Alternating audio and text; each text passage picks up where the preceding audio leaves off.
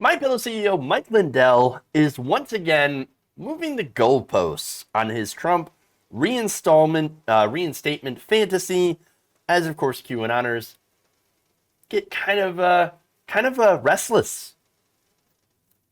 Lindell previously said that Trump's reinstatement, of course, would happen August 13th. Well, that's 10 days from now. And it would follow a symposium where it would be revealed that Trump had in fact won the election, and it was China all along, those dastardly Chinese people in the communist Chinese government going and mucking up with our elections. Yep, that's what it is. Bamboo ballots and all. Ridiculous. However, unsurprisingly, on Monday, Lindell talked to the Daily Beast and said that it could be September or perhaps even later before Donald Trump is reinstated based on these false claims of election fraud. So immediately moving the goalposts. Interesting. He said this, quote, "We'll be bringing our findings to the Supreme Court in late August or early September, sometime after the cyber symposium ends and it proves it wasn't attacked by China.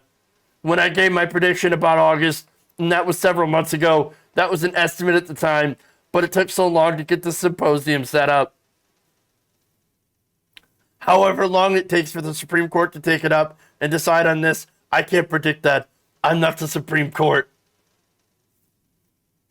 I'm not the Supreme Court. Well, I mean, that's the first true thing he's ever said. Come on, man. Here we go again. Another terrible prophecy brought to you by the one and only Mike Pillow. Now, look, we all on this show, we know he's full of shit. Of course. But what about QAnon? Well, QAnon, also unsurprisingly, full of shit. But it turns out that they are getting along just fine by coming up with new conspiracies, including that Trump's reinstatement will coincide with an upcoming test of the nation's emergency alert system. Hey, alert, alert, Donald Trump's your president. When the former president could announce mass arrests of Democrats.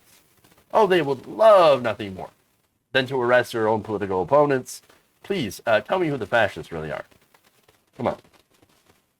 Others have pointed to the rise of COVID-19 Delta variant as a sign that Democrats are planning mid-August lockdowns. The Biden administration has said, no lockdowns. Dr. Fauci has said, no lockdowns. But they're saying that, the lockdowns will distract from the voter fraud. While still others say vaccine mandates for military service members will inspire a revolt by the armed forces, which again is not going to happen. Oh, I like that. Copium Symposium. Oh, I love that. Thank you, Monty Darno, for that. I have the best audience in the world. You realize the people that the Delta variant is killing is people most likely to believe in this crap, right? The QAnon supporters, they're like, I'm not taking the vaccine. Well, okay, you're not taking the vaccine. You're the ones dying. Way to own yourselves. This isn't owning of the libs. This is literally owning themselves. It's being an anti-vaxxer is letting your own side get ravaged by this virus. That's what that means. Insane. One more conspiracy. This comes from QAnon influencer Ron Watkins, who claimed on Monday that a whistleblower will release manuals for the voting machines made by Dominion, and this will lead to the election being overturned. There is just, of course, one little problem with that. It turns out that those manuals are already public. You can go and look at them yourself. Therefore, that conspiracy, poof, gone. So now, the problem here, it's fun to laugh at the insanity, but that article mentions possible violence. And that's, of course, that's because QAnoners are actually starting to catch on that their influencers and leaders, so-called thought leaders, right? They haven't delivered on anything that they've said. The hogs are getting restless. One wrote, quote, "Let's see some shit because we're all tired of waiting and trusting. Oh, they're so close. They're so close.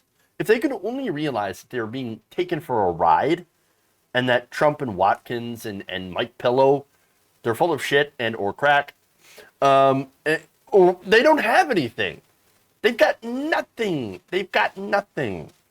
Unfortunately, that realization could instead lead to violence as they not only turn on their leaders, but turn on everyone else. In fact, the Department of Homeland Security had warned that QAnoners might be ready to do more violence. Oh, great. And so, obviously, the warnings, bad, violence, bad. Also, using that as justification to beef up the security state, also bad. So that's wonderful. So that's like a triple whammy. Disastrous. No, we don't want them getting violent because, again, that's going to be used as an excuse to beef up the security and surveillance states to give more money to police, etc. We really don't want to do that. That's not good. And so the Daily Beast then cites a study here by the Global Network on Extremism and Technology.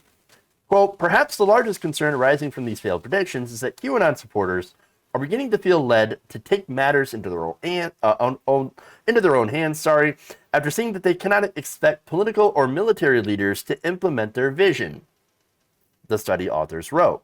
In this case, the failed predictions of the past may well spur some QAnon supporters to take direct action and fuel a new, more dangerous stage in the development of the movement.